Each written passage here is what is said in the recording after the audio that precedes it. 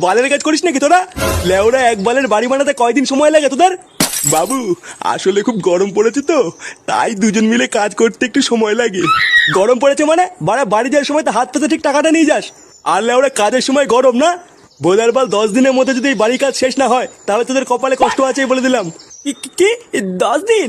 এত কাজ পড়ে আছে 10 দিনে কি করে করবো? এই গরমে তো আমাদের গাড় ফেটে হাতে চলে আসবে, কি বলো কাকা? হ্যাঁ বাবু, 10 দিনে তো সম্ভব না। অত কিছু জানি না আমি, কাজ না হলে একটা টাকাও দেবো না বলে দিলাম। আমার যা বলার বলা হয়ে গেছে, এবার তোরা গাড় মারা গিয়ে।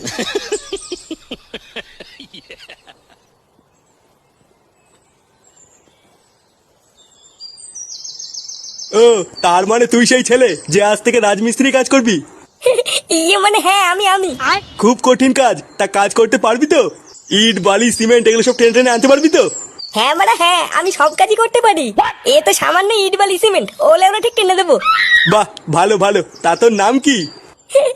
মানে আমার নাম ফুটো, ফুটো ভস্রিওয়ালা। কি ফুটো? তোর নামটা কিন্তু সেটা ভাঙা। তা আপনার নামটা কি? আমার নাম? থাক থাক, আমার নাম জেনে লাভ নেই। যা তুই গিয়ে কাজ কর গিয়ে। কানকির ছেলে আমার নাম শুনে হাসা, দাঁড়াগার ভাঙছি।